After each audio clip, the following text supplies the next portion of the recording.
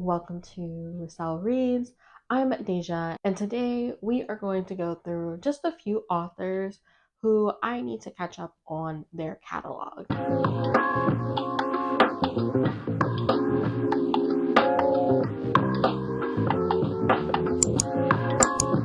I was inspired by Babe in Library to do this video. I believe she did the series that she's in the middle of, but as she was going through the series, I realized that I have a lot of author catalogs that I just haven't continued with, and I want to.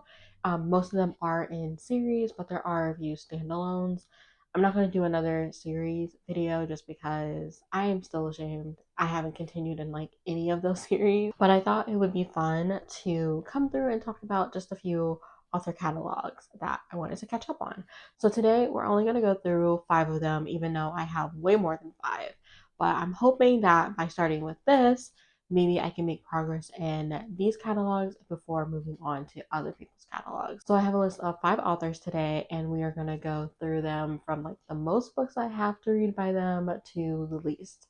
So without further ado, let's go ahead and get into this video. So the first author that I have is actually Silvia Moreno Garcia. This was an author that I randomly found back when I was in, was it high school?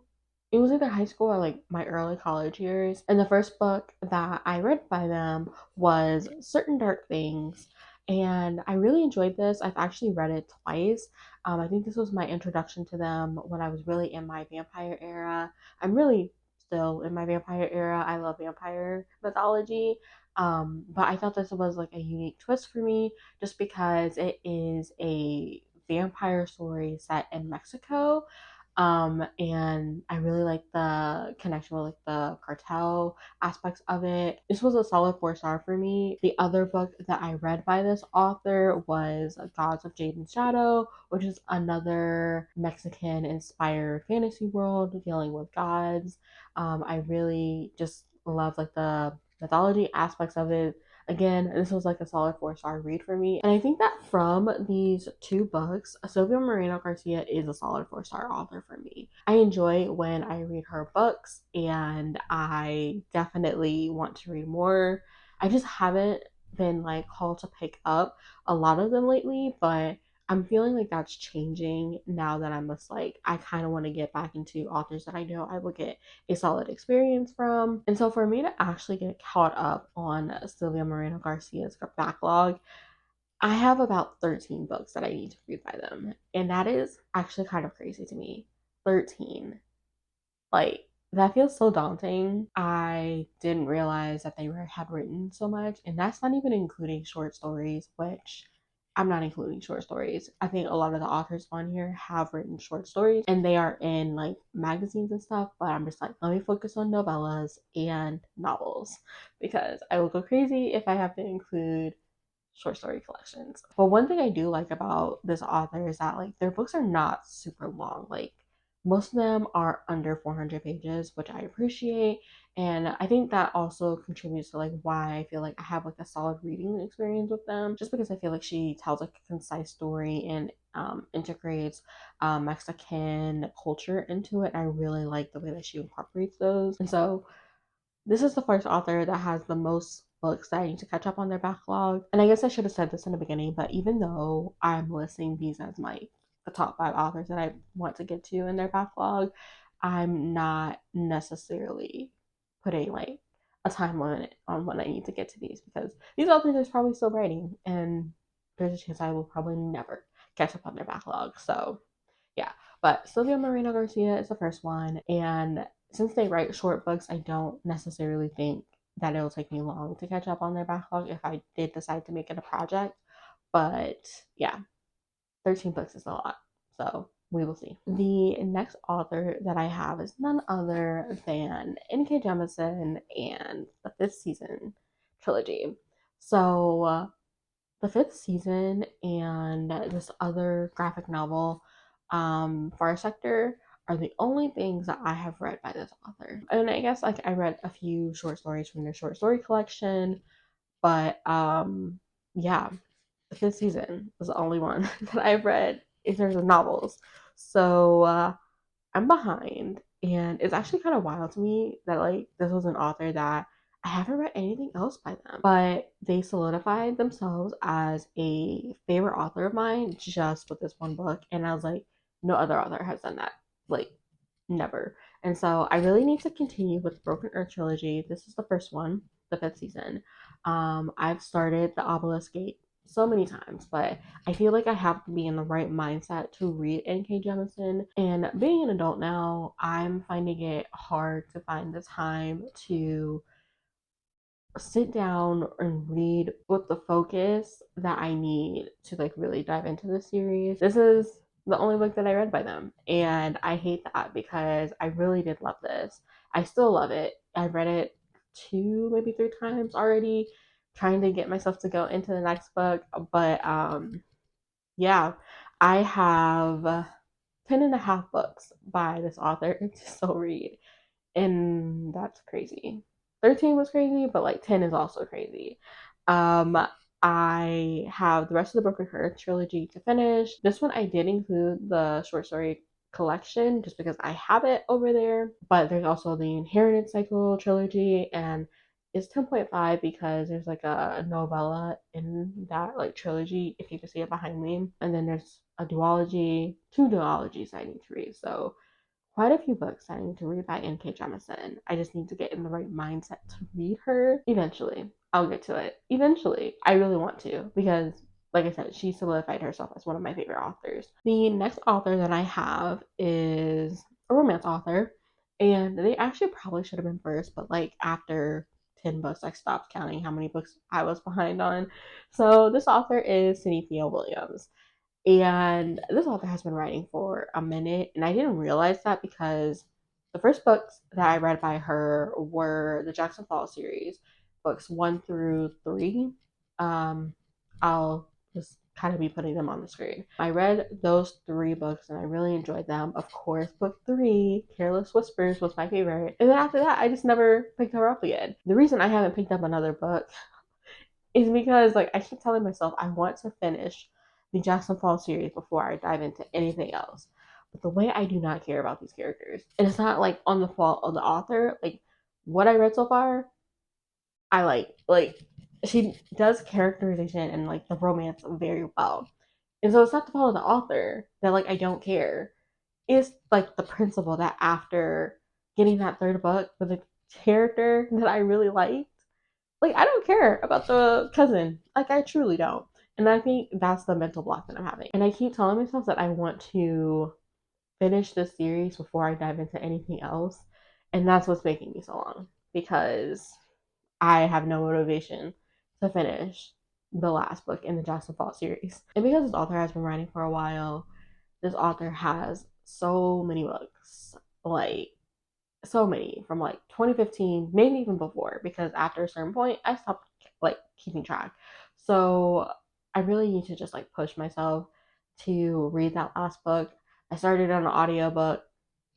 I'm not really doing audiobooks anymore. And yeah, I really want to because they are one of my favorite romance authors. I really like how they do romance, but yeah, I really have like nothing else to say because I'm just like, it's really just that last book that's holding me up. I need to just listen to it and be done with it so I can move on. But at this point, it's been like, what, 3, 4 years since I read that last book. And yeah, I don't know when I'm actually going to get to it. You know, it's one of those things. I'm just like, I want to catch up with your backlog, but I also, I don't know. I don't know why I keep putting these rules for myself. So yeah, I'm gonna stop talking about it. Let's go ahead and move on to the next author. So the next author that I have is actually Bridget Collins, and the book that I read by them was The Betrayals. And when I first started this book, I was like, I'm not sure how I'm gonna like this. Like it was a little bit hard for me to get into, but as I started like getting into the world and like getting into like the characters, I really, really like loved. There was like this twist that happened, and it was like I want to say it's like dark academia. Is it dark academia? It takes place at a school, and it's kind of like this rivals thing happening. And yeah, I just the way I still like think about this book. And so I'm just like, I need to one, reread it, but then also I want to catch up on like the other books that she has written. And this author has written a few other books by now. There are three other books that this author has that I want to catch up on. So three compared to like 10 or over 20 books is very manageable. And I also do not think that this author writes like very like big books. So this is also a very doable thing. So yeah, three books that I need to catch up on. And they don't really have like short story collections that I know of. And I also think that this author is from the UK. So there is actually one book that I don't think I have access to unless I get it from like Blackwell's or something.